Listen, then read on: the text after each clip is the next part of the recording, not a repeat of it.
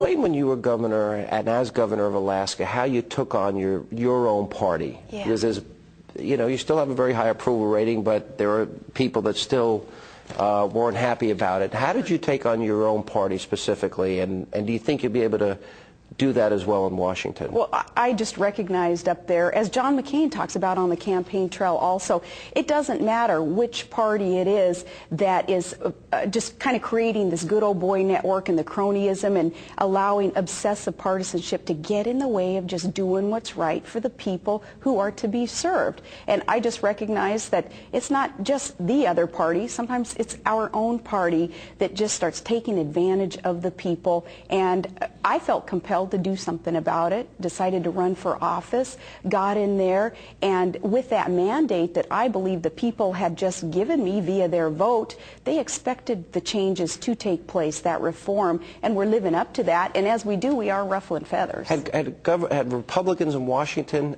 lost their way in recent years? I believe that Republicans in Washington have got to understand that the people of America are not solely satisfied with all the dealings within the party. Same applies, though, for the other party also. Americans are just getting sick and tired of the old politics as usual, that embracing of the status quo, going with the flow and just assuming that the people of America are not noticing that we have opportunity for good change. We have opportunity for a healthier, safer, more prosperous, and energy-independent nation at this time. People are getting tired of a process that's not allowing that progress to be ushered in. Governor, have you spoken with Senator McCain about your specific role in the McCain administration? Sure have, and very excited about the role that I will play as his partner, and I will focus on energy independence and reform overall of Washington and tax cuts for Americans and reining in spending.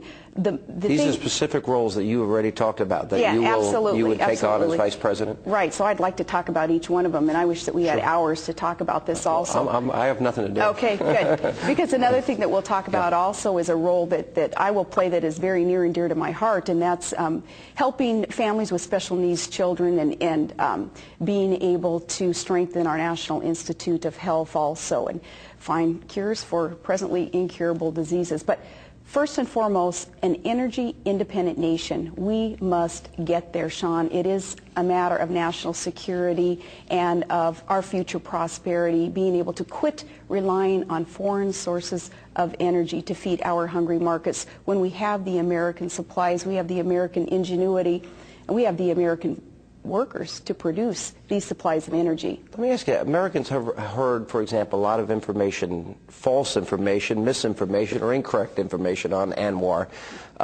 Some have said that drilling there is going to hurt the animals, it's going to ruin the environment, it's going to hurt the environment, hurt the landscape. You know, it's clear, I've heard you talk passionately about your love for your state of Alaska. Yeah. You know, why then would you support drilling in Alaska, and why would that be a good thing? Why would you want to do that? I support drilling in Alaska because it's going to be good for our nation and our including nations. ANWR. Absolutely. ANWR is a 2,000-acre plot of land, and it's a 20-million-acre plot of land. It's about the size of LAX, that platform of land that we would need to explore. But no secret, John McCain and I agree to disagree on that one, and I'm going to keep working on him. Have you had any discussions about it yet? We have. We have. And is he softening? Well, I'm very, very encouraged, as we all understand that John McCain knows, more so than any other leader in our nation today, that for national security reasons, we must be an energy-independent nation. We must start taking the steps to get there. That's why he has embraced offshore drilling. That's why he has embraced the idea of the alternative fuels also. And I'll keep working on him with ANWR. All right, there you go. There'll be some spirited discussion, I assume, in the administration. The nice thing about him, too, is he is not asking me or anybody else to check our opinions at the door. He wants that healthy deliberation and debate within. And you've talked about that too. Yeah, we sure have. Yeah. Yep, it's been refreshing. T. Boone Pickens said that we have a $700 billion annual transfer of wealth. Yes. We're importing, what, 70% of our oil. Do you view this as a national security issue, an economic security issue?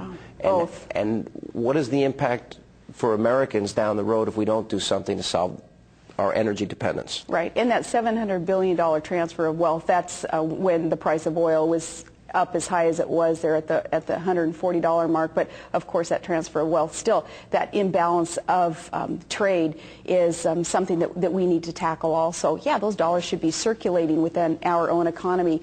It's a matter of national security. It is a matter of our future prosperity. Energy is inherently linked to security and prosperity. More and more Americans are recognizing this also. You can see the constituents putting pressure on Congress to, come on Congress, get rid of that gridlock that you are so engaged in now. We sort of have a do-nothing Senate right now where nobody's wanting to really pick up the ball and run with it and take the steps that we have to take to become more energy independent.